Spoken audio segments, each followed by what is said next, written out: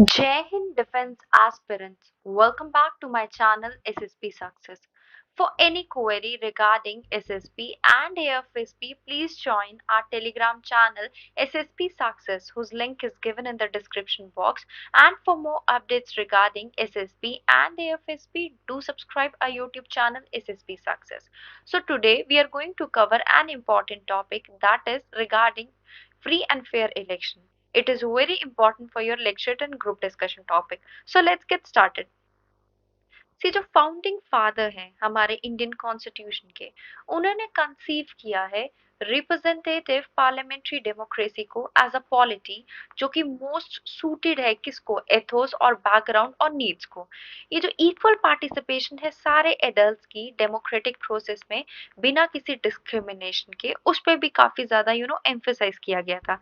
Selective selection of representative of people through universal adult franchise और free and fair election जो है वो best fit था Indian Republic के लिए। जो इलेक्शन है इंडिया में वो इसलिए किए जाते हैं सो दैट इलेक्ट किया जा सके लोकसभा में, राज्यसभा में, स्टेट असेंबलीज में, लेजिस्लेटिव काउंसिल्स में, post of president, vice president, local bodies, municipal corporation, gram panchayat, zila panchayat, block panchayat.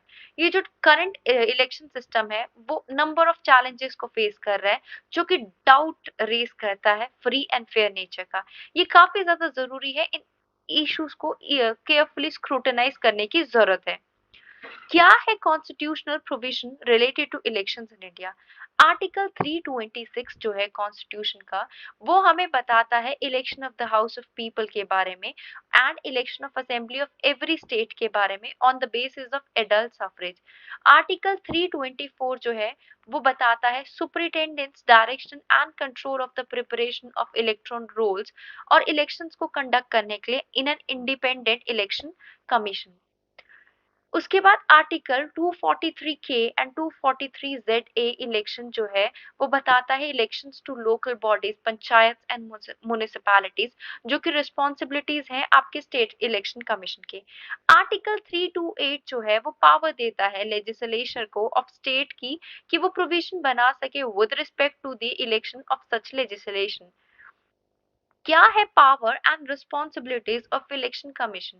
देखो, इलेक्टोरल कॉन्स्टिट्यूशंस को और टेरिटोरियल एरियाज को डिटरमाइन करना throughout the country, prepare और पीरियोडिकली रिवाइज करना इलेक्टोरल रोल्स और सारे एलिजिबल वोटर्स को रजिस्टर करना, स्केड्यूल और डेट्स ऑफ इलेक्शंस को नोटिफाई करना और उनको स्क्रूटिनाइज करना, उनके नॉमिनेशन पेपर्स को, granting recognition to the various political parties और उनको इलेक्शन सिंबल्स को एलोकेट करना।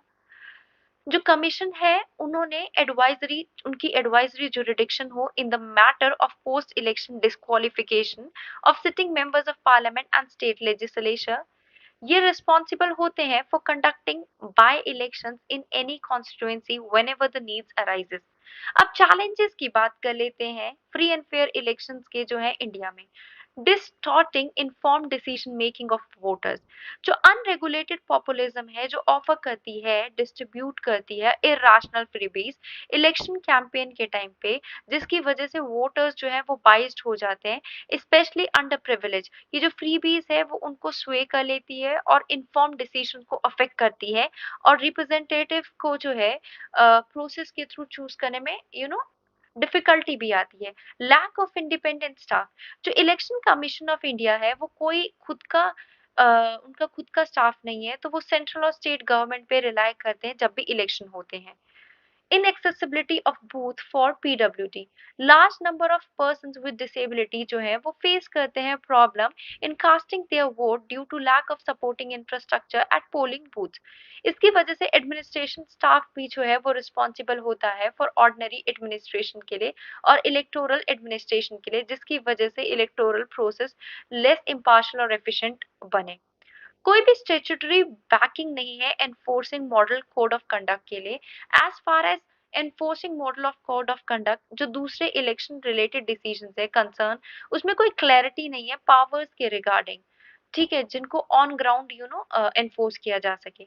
बूथ कैप्चरिंग, एक पोलिंग बूथ जो कि डेजिग्नेट की जाती है लोकेशन जहाँ पे वोटर्स अपने राइट टू वोट को एक्सरसाइज करते हैं, जो कि काफी इंपॉर्टेंट पार्ट है इलेक्शन प्रोसेस का। काफी सारे इंस्टेंसेस होते हैं बूथ कैप्चरिंग के due to decay in the standards of political morality, जहाँ पे पार्टी क्या हो जाती है, लॉयलिस्ट और क्रिमिनल्स को कैप्चर, बेसिकली क्रिमिनल्स क्या करते हैं, पोलिंग बूथ को कैप्चर कर लेते हैं और उसी की जगह पे लेजिटिमेट वोटर्स, मतलब एक तरीके से अपने अकॉर्डिंग जिनको जितवाना होता है उनको जितवा देते हैं। Politicisation of social media reflect करता है पब्लिक ओपिनियन को, जो करेंसी है डेमोक्रेसी की।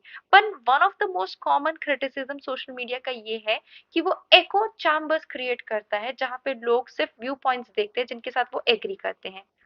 पॉलिटिकल कैंपेन्स जो है सोशल मीडिया में समटाइम वो रिलीजियस और सोशल टेंशंस को स्पार्क करते हैं डिफरेंट पार्ट्स ऑफ कंट्रीज में, जो अफेक्ट करते हैं इम्पार्शियल इलेक्टोरल प्रोसेस को।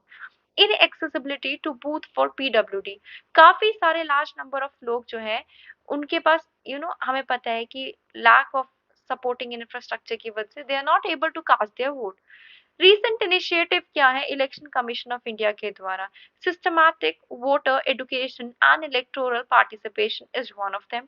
Model polling station, third is committee for accessible election at national and state level, electors verification programme, C vigilance app, voters helpline app to ease the registration process, Divyang Sarathi, दिव्यांग डोली, ये भी एक app है। Way forward क्या होना चाहिए? पहला है डीक्रोमेटाइज, डेमोक्रेटाइज करना चाहिए इलेक्शंस को। इक्वालिटी होनी चाहिए सारी पार्टीज के लिए और सबको अपॉर्चुनिटी मिलनी चाहिए, और इंश्योर करना चाहिए इक्वल अटेंशन दी जा रही है माइनॉरिटी पॉलिटिकल कैंपेन्स को भी। इलेक्शन कमीशन ऑफ इंडिया को जो है वो ये देखना चाहिए कि कोई एक पार्टी को सारे एडवांटेजेस ना मिल रहे हो। रेगुलेशन होनी चाहिए सारी चीजों पे, पर्सनल डेटा से लेके इलेक्टोरल कैंपेन्स तक। Second is no voters to be left behind.